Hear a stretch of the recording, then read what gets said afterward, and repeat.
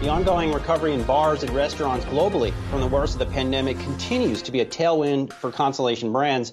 In the most recent quarter, Constellation called out particular strength in Corona, Modelo, and higher-end wines. It did, however, have to write down some hard seltzer inventory due to that market's continued slowdown. Let's check in with Constellation Brands President and CEO Bill Newlands. Bill, always nice to see you here. What is the state of bars and restaurants? Because I see another good quarter out of you guys in Modelo and Corona. How do you see things out there? It depends a lot on the market, Brian. Some markets are returning to almost normalcy and others aren't.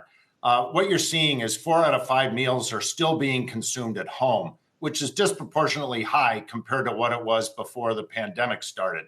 And about a third of people are not going out as often as they used to. So again, you see variation going on within that particular market. So unfortunately, there's not a one-size-fits-all answer to that. You know, I did get the sense, Bill, from listening to the conference call that consumer tastes are changing, whether that's in hard seltzer, and we'll talk more about that in a second, but consumers are demanding certain things. What changes are you seeing from consumers right now? You consistently see lower calorie, lower carbs. Obviously, our premier from Corona addresses that particular issue. But you also see higher flavor interest. We've noted in the seltzer consumer that more and more consumers are looking for more flavor. And we're bringing that to them. Our Refresca product under Corona has done extremely well. Our Limonada seltzer goes right after that market as well. So it's a bit of a changing dynamic where consumers are asking for more flavor. Hey, Bill, it's Julie here. You know, that definitely stuck out to me when I was looking over your conference call, that discussion about seltzer and increasing flavor.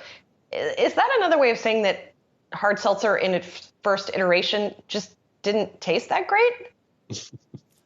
It depends on how you want to answer that. Some people like something that has limited flavor. It really depends. What we are finding is more and more consumers are looking for a little more richness and a little more flavor in seltzer. And admittedly, seltzer is fairly bland, or it can be. So this gives a real opportunity to enhance the flavor characteristics, and that's exactly what we're doing going forward.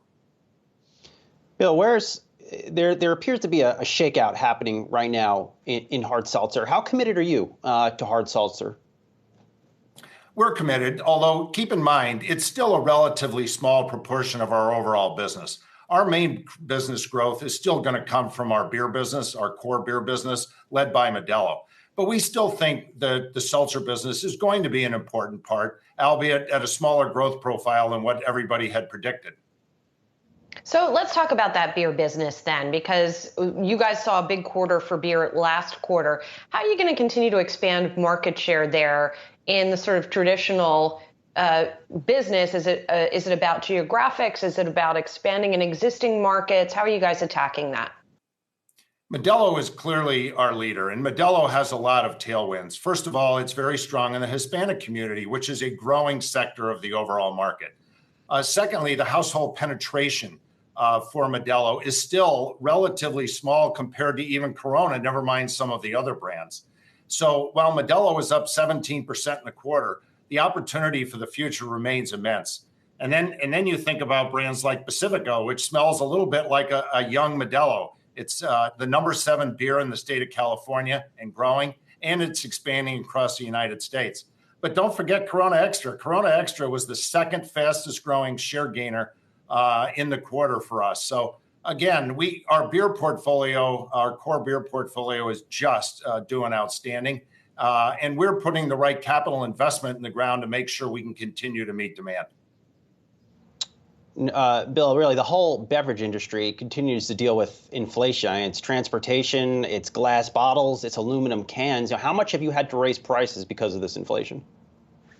We have always said we're going to raise prices 1% to 2%. We're probably toward the high end of that this year, not because we raised overall pricing, but we added some SKUs into the mix where we raised price. So our price realization will be a little bit better. But we also work very hard to hedge ourselves against a number of things. As you probably know, we co-own a glass plant in Mexico, and that certainly helps mitigate any challenges around glass. And we are hedged at about the 65% level on aluminum.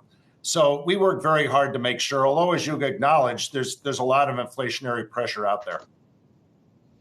And what about on the trucking front and getting product where you need to go? You guys aren't as subject perhaps to some of the port congestion because you're just taking it across the border. But are you finding that you have enough people to transport the product? Largely, yes. Although we have had some issues with port as it relates to bringing some of our wines in from overseas. But much of our shipping is done via rail in our beer business, and therefore it's been a little bit less of a challenge for us than perhaps some other players. Bill, hop water. Talk to me about it. You mentioned it on the call. Fell under one of your innovation categories. What is this drink, and what else are you working on in your pipeline? Hop water is one of our newest venture investments. As you know, we have a venture arm that invests in things that we think have potential for the future, and hop water is one of those. This brings some unique characteristics to the table that can help with stress and brain clarity. We believe it's an interesting opportunity, and we decided to make a minority investment in this and give it a chance to have a run.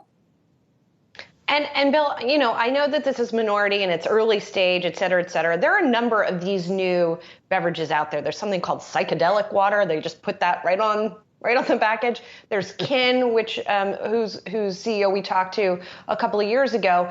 They have something called either nootropics. It's basically herbs, plants, et cetera, that are supposed to evoke a feeling. At some point, is the FDA going to come in here and regulate these things? Because as of now, I don't believe they are very regulated. I think it's always important, and this is part of the reason we invested in hop water, that you invest in things that are legitimate and that are very carefully run. And hop water certainly fit into that in our judgment.